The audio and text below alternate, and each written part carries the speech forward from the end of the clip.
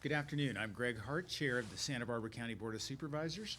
This press conference is broadcasting on County TV Channel 20 and the county's YouTube page. The meeting is being interpreted in American Sign Language by Kim Rich, and Carlos Saracito is interpreting the press conference in Spanish. His interpretation will be available on the county's website and YouTube page shortly after we conclude this press conference. Santa Barbara County is currently experiencing our most significant increase in COVID-19 cases since the start of the pandemic. We're also seeing increasing test positivity and increased hospitalizations. Even worse, the bulk of the current increase predates the Thanksgiving holiday, so cases will likely continue to increase and patients will get sicker. I'm very concerned. This new surge in cases has led to a new stay-home order from Governor Newsom that is having serious and in some cases permanent impact on many local businesses. This is a terrible price to pay, and I have deep empathy for the people who are losing jobs and businesses through no fault of their own. This pandemic is a slowly moving hurricane that doesn't seem to have an end right now. County residents are understandably very concerned about our own local situation with respect to the virus. Fortunately, Santa Barbara County continues to have lower case numbers than most other parts of California and the country, but even here, yesterday's 172 new COVID-19 cases is 10 times over the threshold for getting to the orange tier. Less than a month ago, we were only days away from achieving this important milestone of progress. We are one county and 8 incorporated cities. And as individuals, we must each take action now, or we will see an exponential increase in cases and hospitalizations, and yes, regrettably, deaths. Each of you can make a difference. Businesses need to precisely follow the public health guidance provided by our public health department. This provides a framework to operate safely, understanding the now significant presence of disease, and diminish the likelihood of case transmission. I ask each person in Santa Barbara County, please take this moment seriously. Heed the stay-home order and only leave your home for critical needs. Do not mix with those outside your household for any reason. This means children, teens, and adults. It means not mixing with others for any reason. Childcare and schools that are open will remain open. As I hope you've heard, the counties of Santa Barbara, Ventura, and San Luis Obispo have teamed up to plan ahead for the pathway to reopening after the minimum 3-week regional stay-home order. For those of you who've been asking, Santa Barbara County is not resisting implementation of the regional stay-home order. Rather, our Central Coast counties would like to be evaluated on our regional ICU capacity after 3 weeks of the stay-home order.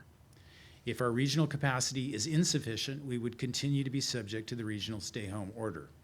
If our regional capacity exceeds what is required, we'd like to have the opportunity to revert back to the state's framework for safely reopening, which still requires many restrictions on businesses and activities to reduce the spread of the virus. Enforcement of the stay-home order for businesses is multi-layered and can involve agencies at the state and local level. Here's how it works. First, we begin with outreach and education about the public health order to ensure that everyone is fully aware of the seriousness of the circumstances and the consequences for not following the order. In more than 90% of interventions, that is all that is necessary. Businesses quickly respond with appropriate action to stop the violation. Businesses that continue to violate the public health order face escalating serious consequences for this action. The California Department of Alcohol Beverage Control and other state licensing agencies could suspend or revoke necessary state licenses. The Santa Barbara County Public Health Department also regularly enforces against violations of health permits. Environmental Health Service inspectors are out in the field looking for violations and working directly with businesses to correct violations. Earlier this week, and as recently as last night, inspectors were in Santa Barbara, Solvang, and Lompoc. What they found was very, very high levels of compliance with the public health orders. Restaurant operators have been very cooperative with the closure orders despite the serious economic hardship it represents. Business owners should also know they may also lose their liability insurance coverage with an intentional violation of a public health order, and may disable liability insurance coverage, as an insurer has no duty to indemnify a loss caused by the insured's willful act. I want to comment directly on the recent statement by the Solvang City Council about their position regarding the current stay-home order. They may not have been aware of the current state of COVID-19 in our county and that we are now experiencing our highest case rates and hospitalizations since the pandemic began. They may also not be aware that cases within the San Ynez Valley are continuing to rise. Fortunately, despite the Solvang City Council's statement, businesses in the city of Solvang are complying with the public health order because they care about their neighbors and they want to do the right thing. The county will continue to engage all cities and assert the critical need to work together as a whole county. This provides us with the best chance of successfully achieving our goals of safely emerging as a region from the stay-home order and resetting case rates so that our businesses can also begin stages of reopening, our schools can thrive, and all again can enjoy gathering with friends and family. Any action that promotes non-compliance or defiance of health officer orders on an individual basis among the business community or any one city impacts us all and makes this goal that much harder to attain. Our residents have worked hard to comply with this order, but frankly, our case rates show that all areas of the county continue to face a challenge. We must remain vigilant. It is not about what government is or is not doing with the orders that will stop the spread of the disease. It is the personal responsibility and action of every individual that will stop the spread of the disease. If we are allowing members of our households to mix with other households, you are not doing everything in your power to stop the spread of the disease. We each have the personal power to make the changes necessary to stop the spread of the virus. The time to act is now. I'd now like to introduce Dr. Do Reynoso, the County Public Health Director. Thank you, Supervisor Hart. Santa Barbara County, along with the rest of California, is experiencing unprecedented increases in COVID-19 cases, hospitalizations, and test positivity rates. These increases are direct effects of gatherings and Thanksgiving travel. We're also seeing a series of new exposures that have not been previously reported, such as Monday night football gatherings and other sports watching gatherings. I am very concerned about how widespread COVID-19 is in our community, and here's why. Our unadjusted case rate has increased since November by nearly fourfold, from 6 to 24 per 100,000. Our current unadjusted case rate is at the same level as in our peak in July. In addition, our testing positivity continues to climb. Most recently, our testing positivity was 6%. This puts our testing positivity in the red tier, which has not happened since the end of our summer wave. This means that we have significant spread of disease in our county. Santa Barbara County's active cases among community members have also continued to increase to new highs. In the past month, active cases have increased nearly eightfold from 100 to over 800. This surge in active cases is the highest number of active cases among community that we have experienced so far in this pandemic. In addition to a wave of new cases, Santa Barbara County's hospitals are also seeing a wave of COVID-19 patients. Hospitalizations for those with COVID-19 has increased by over sixfold in the last month. Today, we are reporting 64 cases in the hospital, which is the highest number of COVID-19 hospitalized cases we have seen since August. Cases are increasing in all areas of Santa Barbara County. In addition, the volume of outbreaks have substantially increased in the past week. In the first week of December, there were 11 outbreaks reported in congregate care settings. This is the highest weekly sum of newly reported outbreaks in congregate care settings. Business outbreaks also peaked in early December. There were 10 business outbreaks reported in the first week of December. So as a result of increasing cases and hospitalizations, CDPH has issued a regional stay-at-home order for the Southern California region as of December 6th. ICU capacity in our region as of today is at 6.2%. So the stay-at-home order prohibits all gatherings with members of other households. It requires all individuals to stay home except as necessary to conduct essential activities. It prohibits outdoor dining and limits restaurants to takeout and delivery only. It limits critical infrastructures and retailers to operate at no more than 20% capacity, with grocery stores at 35% capacity. And more details on this stay-at-home order can be found on our website. As many of you, I understand that there is high level of frustrations with this new order. However, this stay-at-home order is critical to ensure that our healthcare system does not get overwhelmed. The data is clear. When people are in close proximity with other people not in their household, there is increased risk of transmission. This is especially true when individuals are not wearing their mask. While vaccine allocation and distribution are on the horizon, we are at a point where drastic action is needed and immediately. I implore you to encourage friends and family to push past the COVID fatigue and play their part in keeping our community safe. Everyone knows by now what we must do.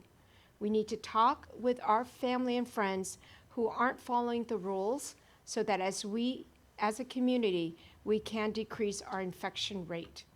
It is important to remember that although Santa Barbara County has fared better than our neighboring counties, we are still in a critical situation. To everyone in our community, please be careful and consider your actions and avoid gatherings with others at this time. We are in the middle of a holiday season. Do not let this holiday season be the last one some people will have with their loved ones. Activities considered safe a month ago are no longer low risk. Why?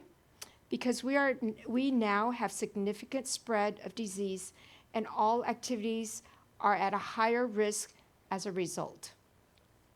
Individual actions do matter, so wear your mask, maintain at least 6 feet social distance, and please stay home as much as possible. Say no to invitations to gather. Gatherings with anyone outside your household must wait.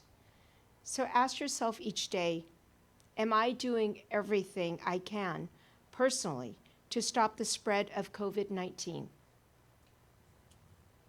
Now is the time to make changes. Our healthcare workers and loved ones are depending on us to keep them safe. Thank you. Thank you, Dr. Dovernoso. Jan Kogler from the county's Public Health Department is also here today to talk about the vaccine distribution in our county. Thank you. As many of you know, on Thursday, the vaccine advisors to the FDA recommended that the Pfizer-BioNTech COVID-19 vaccine receive approval.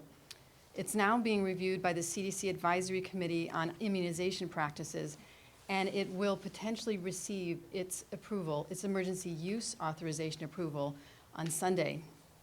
The Moderna vaccine is also under review currently by the FDA, and its approval is also anticipated in the very near future. Shipments of Pfizer vaccine are expected to begin next week, and potentially Moderna in the week that follows.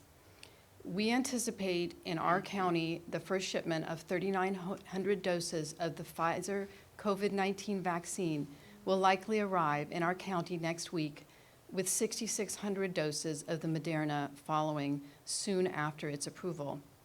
All hospitals in our county are expected to receive and start vaccinating their staff within the next 2 weeks. At this time, the hospitals and other partners are working hard to organize to make sure that they can receive this vaccine safely and provide it to their staff so they get their first and then their second vaccinations. for COVID-19. Santa Barbara County is following the California Department of Public Health guidance for priority distribution of the vaccine. In the first tier of phase 1, we have hospital staff, then we have staff and residents of assisted living, skilled nursing, other licensed care facilities that serve vulnerable individuals, and then we have emergency medical personnel and dialysis personnel in that very first tier. A table with the prioritized tier with all the different healthcare providers that are included in phase 1 can be viewed on the Public Health Department COVID-19 vaccination webpage. So hospitals will begin vaccinating their staff in December. Then staff and residents of skilled and assisted and the other licensed care facilities will begin vaccinating potentially through contract with CVS and Walgreens the very last week of December. So through that contract, those contracts will send staff to those sites to vaccinate staff and residents. Then the first week in January, the Public Health Department, in coordination with the County Fire Department, will begin vaccinating EMS personnel and the dialysis staff. So that would be that first week in January that we would start with those EMS personnel. So beyond that, we do expect to receive additional shipments of greater and greater amounts of vaccine in January and February, and additional enrollments of providers will allow us to work through all of phase 1 healthcare and then begin on phase 2. In phase 2, we have essential workers, law enforcement, and others, and we're waiting for additional prioritization information from CDPH on that. We will continue to provide updates on the prioritized group and the available vaccine at our Board of Supervisors meetings and also on our website page through the Public Health Department. Thank you. Thank you, Ms. Kogler. Finally, I'm very pleased Congressman Salud Carbajal can join us today. Congressman Carbajal has been working hard for all of us in Washington. Salud and his wife Gina both contracted COVID-19 earlier this year, so he knows and can speak directly to how dangerous this virus is to public health. Thank you, Congressman Carbajal, for joining us today. Thank you, Supervisor Hart. Let me start by first thanking you, Dr. Vando Reynoso, Jan Kogler, Dr. Ansorg, for the extraordinary leadership that you have been providing in our county to helping us get through this pandemic. I know it hasn't been easy, but these meetings that press conferences you're having every week, I think, go a long way to keeping the public informed about all that's going on, all the guidance is being provided so that they could have a good sense of what they need to do and what's coming ahead. I appreciate you inviting me to share a little bit about what's going on at the federal government as it relates to the economic stimulus package that is being worked on, and to share a little bit about my personal experience and my wife's personal experience having contracted COVID-19. Let me also say that I certainly sympathize with our community and our country and all of those that have been affected and impacted by this COVID-19 pandemic, and those that have paid the ultimate price. Certainly this has taken a toll on our public health and has greatly impacted our local economy. As it relates to the federal government, I'm sure that everybody is aware that to date we have passed 4 bipartisan economic relief packages. We are working on one now. It's better late than never. I'm disappointed it's taken us so long, but I'm part of a caucus, a bipartisan caucus called the Problem Solvers Caucus, and we put forth a proposal to stimulate negotiations between Democrats and Republicans who were having trouble getting to a number to be able to move forward such a proposal. I'm happy to report that we are on the cusp of finalizing that package, and I am hopeful and optimistic that next week we will pass an economic stimulus package. Having said that, I will say that any package we move forward needs to include robust funding to ensure that our workers, our unemployed, our businesses, our families who are food insecure, who are concerned about being evicted, that our local, state, and local governments have resources, that our schools get the resources they need to open up, that we continue to support our essential workers, and that we continue to make sure that we have the funding to effectively distribute the vaccine that we now know is coming. And it's going to take a number of months to distribute that and to make sure that everybody is inoculated. And that's why it is so important to heed the advice and the guidance of our local public health professionals. In terms of my own personal experience, my wife and I, regrettably in October, were informed by somebody who lived in my building that he had contracted COVID-19. As such, my wife and I, the following day, my wife, who happened to be with me in Washington that week, went to the doctor immediately to get tested. We tested negative on the following day. But even though we tested negative, we were advised by the physicians to quarantine for 14 days. And I am reminded how important the advice and the guidance of our public health professionals is by having gone through this experience.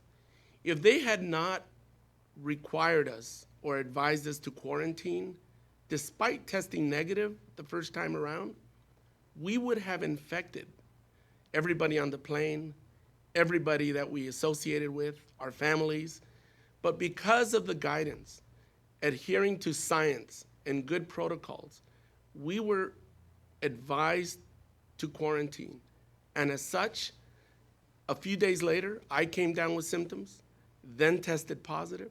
Subsequent, my wife came down with very minor symptoms, and she tested positive as well, restarting the quarantine timeframe that we had to abide by. After the quarantine, obviously we recovered. My wife was mostly asymptomatic. I had mild symptoms with a few challenging symptoms, anywhere from loss of appetite, chills, temperature, fatigue, and probably the worst, body aches. To date, even though I've recovered, I still experience fatigue on occasion. Sometimes it feels like it's 1 o'clock at night and it's only 12 o'clock in the afternoon. And body aches come and go. But my wife and I were the lucky ones.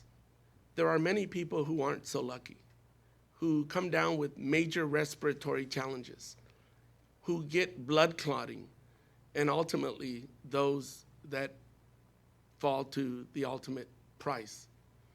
So my advice to everyone is please listen to our public health professionals. They know what they're talking about. Wash your hands, wear your face masks, adhere to social distancing, 6 feet or more. And right now, as much as it frustrates us and creates anxiety, we need to adhere to the stay-at-home order that has been provided. That doesn't mean that we cannot advocate, as has been done by the Santa Barbara County Board of Supervisors, to our governor to look at our area as a separate region because of the capacity that we have in our ICU facilities. I am proud to support our Santa Barbara County Board of Supervisors in their request of the governor to do so. And with that, I just want to thank you, Supervisor Hart, Dr. Do Reynoso, and Ms. Kogler for inviting me to participate in today's press conference and to provide that update. Thank you very much.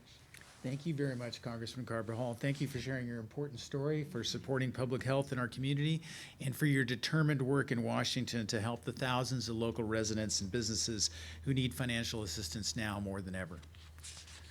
We'll now go to questions from the room. Mr. Devine?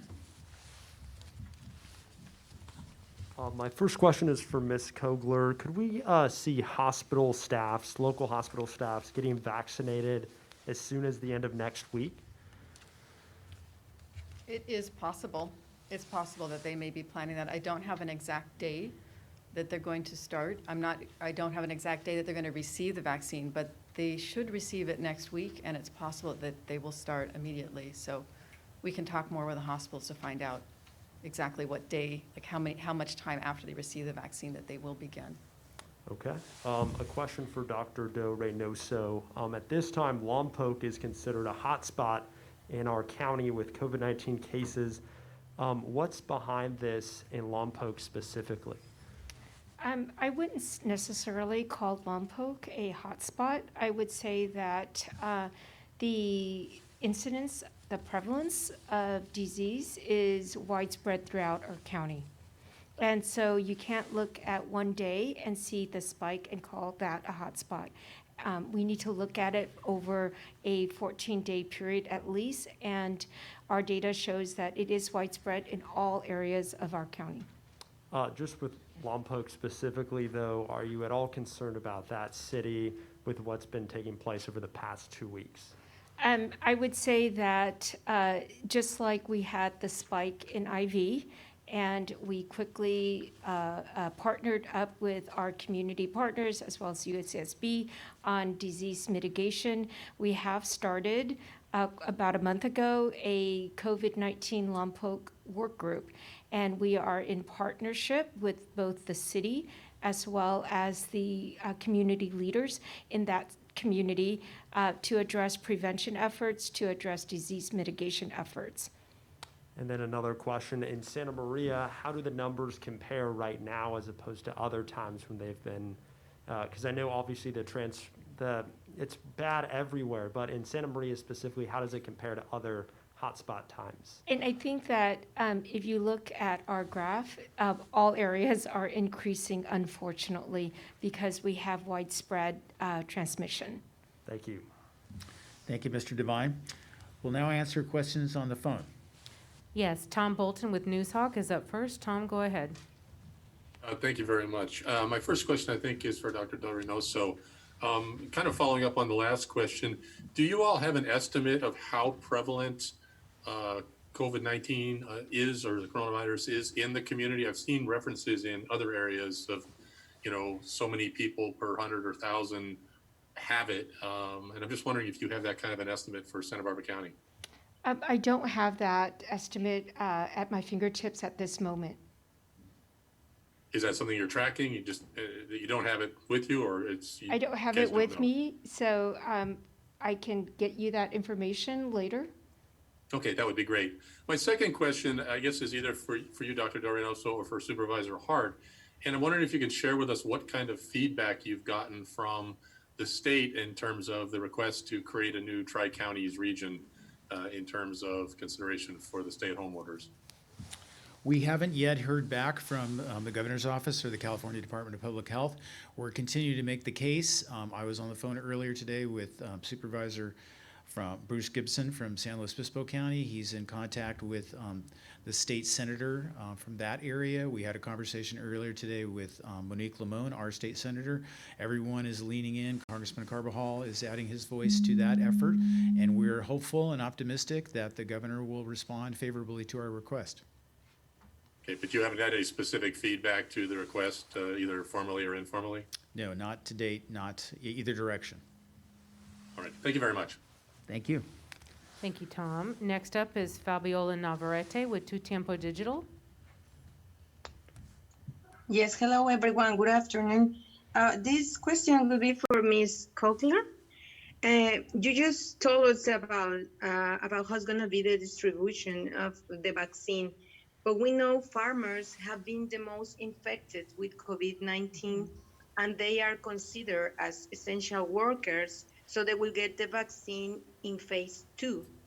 Don't you think it would be necessary to move them to phase 1, if this can be possible, of course, to try to avoid the spread of the virus? Well, the California plan, the California Department of Public Health plan, is based on targeting the areas where there has been the most death and illness first.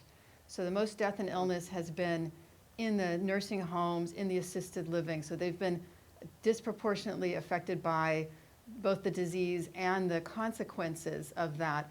But I think we're going to move actually very quickly into phase 2 because we do hopefully anticipate a lot more vaccine coming.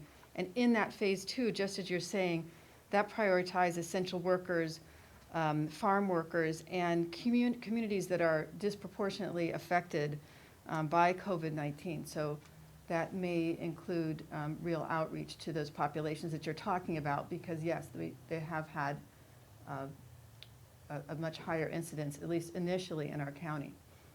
So we do anticipate that we will move as quickly as we can when we have enough vaccine into those priority groups that you're referring to. Okay, thank you. That's all. Thank you so much. Thank you, You're Ms. welcome. Navarrete. And next up is Laura Place with Santa Maria Times. Go ahead, Laura. Hi, my first question is for Dr. Del Reynoso.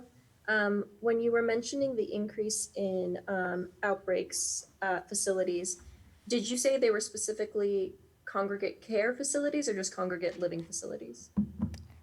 They are congregate living facilities.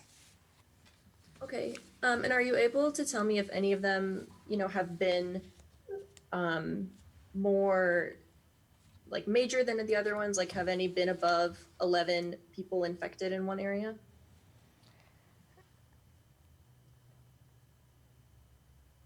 I don't have that information available. Okay, and then going off that, are you able to share whether any of those outbreaks have contributed, substantially to increased COVID numbers in a certain city or area? I would say that any outbreaks in any locations contribute to our overall case rate, and in particular, our case rate in that specific area in which the facility is located. Okay, but you can't give any specifics about certain areas that have had outbreaks recently? I believe that information is on our website. Yeah, I see that for the skilled nursing facilities, but are you saying there's more information about other kind of congregate living facilities that have No. had outbreaks? You're right. So our skilled nursing facility information is posted on our website, and the others are not. Okay, all right. And then my other question is about COVID-19 deaths that have been reported so far.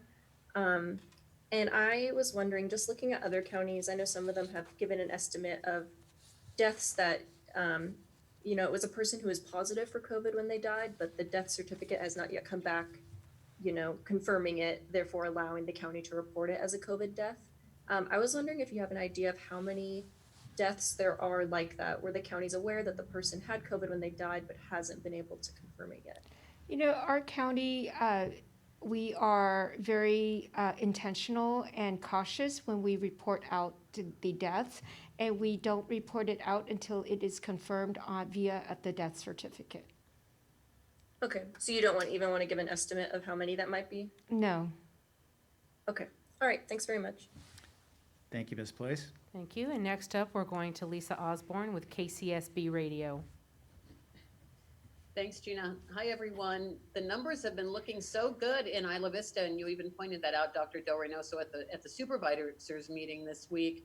What are you attributing the success of the low to no daily cases? I know you've partnered with the university, you've done a lot of education, but it just seems incredible that the numbers are so low when we're seeing it in so many other college areas, the numbers that are much higher. So, I mean, it's great to see. I just was curious if there's anything else that you would attribute to that success. And I would say that the temporary decrease in cases in IV, I hope will last, and it is not a temporary situation. But I want to say that the partnership between the county and UCSB, as well as the Isla Vista community, we can attribute the partnership to the decrease. We can also attribute the increase in testing, and through the testing, community members who are positive are able to quickly self-isolate and quarantine as well. So that, in combination with the outreach efforts, the partnership in the community, has contributed to the decrease in cases. Great. Thank you. Thank you, Ms. Osborne. Thank you, Lisa. And that concludes our Q&A. Thank you for those questions. The Board of Supervisors will hear a COVID-19 briefing from the County Public Health Department on Tuesday, December 15th at 9 a.m. In the event of breaking news, the Public Health Department will issue press releases, which will also be posted on the county website. Our next press conference will be held on Friday, December 18th at 4:30 p.m. Please continue to practice these 3 simple personal steps every day. Number 1, remember to wear a face covering and stay at least 6 feet away from other people. Number 2, wash your hands thoroughly and often. Don't touch your face and disinfect surfaces. Number 3, if you feel sick, stay home, don't go to work, and isolate yourself. Call your doctor or clinic and follow their medical advice. Finally, Hanukkah began last evening, and like all of the holidays this year, our family and friends must by necessity celebrate this important holiday differently this year. Many people have shared with me the creative and deeply personal ways they are celebrating holidays and life milestones this year. I'm inspired every day by our shared commitment to each other and by the best examples of humanity that are shining brightly through with each new candle on the menorah, despite this dangerous pandemic raging around us all. This year, we all know more than ever that we are stronger together, safely apart. Thank you.